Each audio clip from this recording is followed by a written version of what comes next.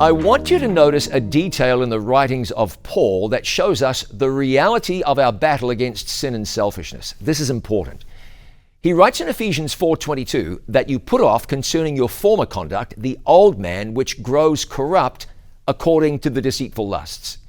He talks about the old behavior. He mentions the old man, the person you once were, and he says that behavior is corrupt. But notice, corrupt according to the deceitful lusts or deceitful desires. There are desires that are deceitful.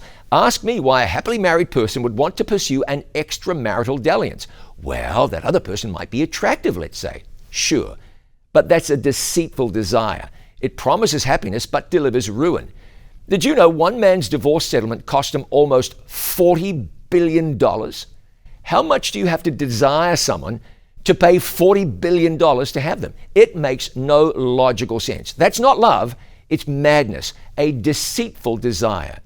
You know that by cheating on your taxes or even cheating playing a board game that you might get ahead, but when that catches up with you, you're outed as being dishonest and not worthy of trust. It was a deceitful desire.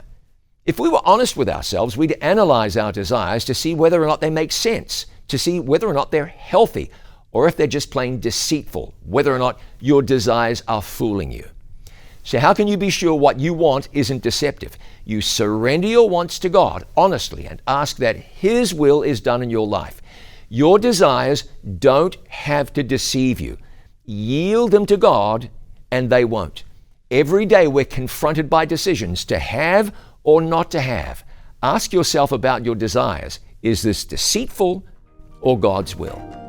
I'm John Bradshaw for It Is Written.